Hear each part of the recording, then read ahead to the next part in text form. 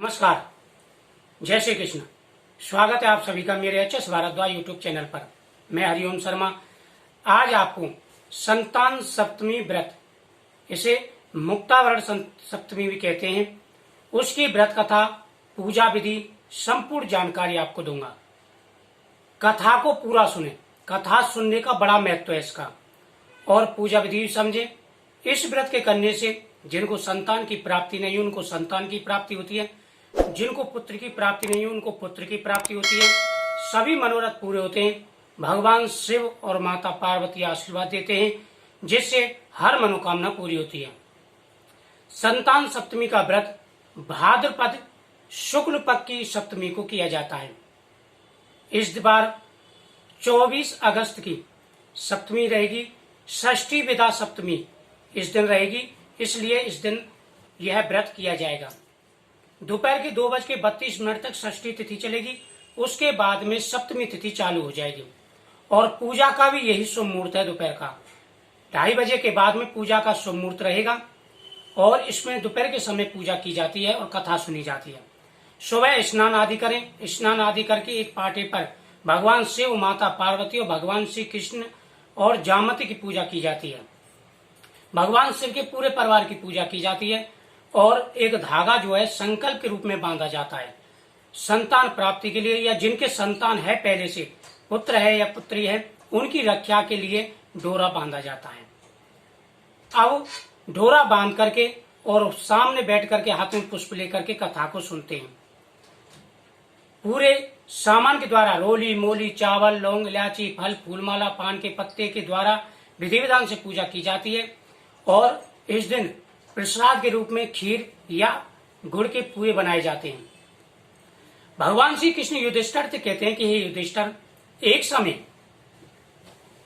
लोमस ऋषि मथुरा नगरी पधारे।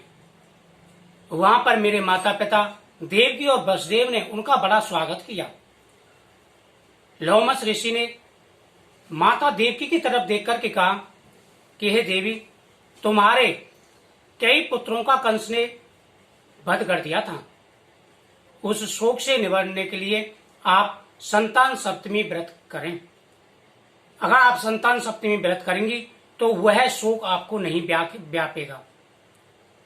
माता देव की बोली कि हे ऋषिवर, मुझे तो इसकी विधि ही नहीं पता है, इसकी क्या विधि है और इसमें कौन सी कथा सुनी जाती है।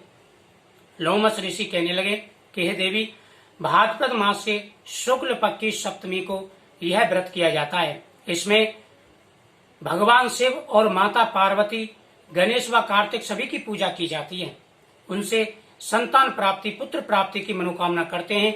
जिनके पुत्र होकर के गुजर जाते हैं या जिनको पुत्र की प्राप्ति नहीं हुई है, उनको पुत्र की प्राप्ति हो जाती है। एक समय अयोध्यापुरी नगरी में नहुस नाम के राजा राज्य करते थे। नहुस की जो पत्नी थी वह पतिव्रता थी और चंद्रमुखी उसका नाम था।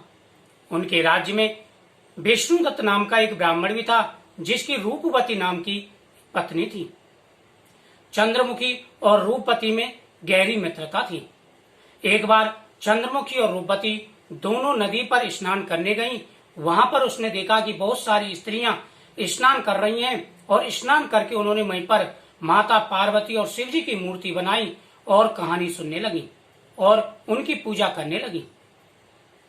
रानी चंद्रमुखी और ब्राह्मण पत्नी रूपवती ने उनसे पूछा कि आप ये क्या कर रही हैं और इसके करने से क्या फल मिलता है।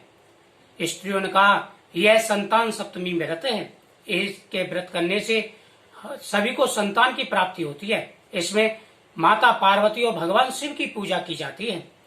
जिनके संतान नहीं है उनको संतान की प्राप्ति होती है, पुत्र की प्राप्ति होती है, और जिनके पुत्र है, संतान है, उनके पुत्रों की आयु लंबी होती है। उन्होंने डोरे की महिमा बताई कि व्रत में डोरा बांधा जाता है और इस डोरे के सामने ही संकल्प किया जाता है। रानी और ब्राह्मण पत्नी ने संकल्प किया कि हम भी जीवन पर्यंत इस व्रत को करेंगे। उन्होंने धागा लिया और बांध लिया, लेकिन घर आकर के वह व्रत को भूल गई। व्रत उनसे खंडित हो गया। इस कारण उनको कुछ समय बाद, मृत्यु के बाद में, जो न उसकी पत्नी थी चंद्रमुखी, वह बानरी हुई, और जो ब्राह्मण की पत्नी थी रूपवती, वह मुर्गी हुई।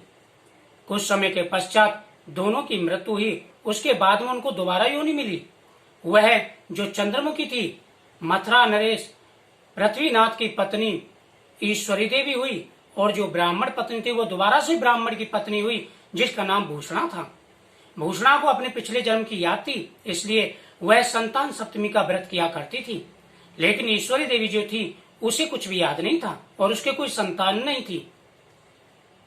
कुछ दिन के बाद उनके गूंगा और बहरा संतानें हुई, लेकिन वह भी नहीं रही। कुछ समय के बाद भूषणा रानी ईश्वरी देवी को सांत्वना देने के लिए आई, तो ईश्वरी देवी को ईर्षा हुई। उसने उनके पुत्रों को अपने घर भोजन के लिए बुलाया। जब उनके पुत्र भूषणा देवी के पुत्र वहां पर आए तो उसने उनका अहित करने के लिए काफी प्रयास किया, लेकिन वह उनका अहित नहीं कर पाई।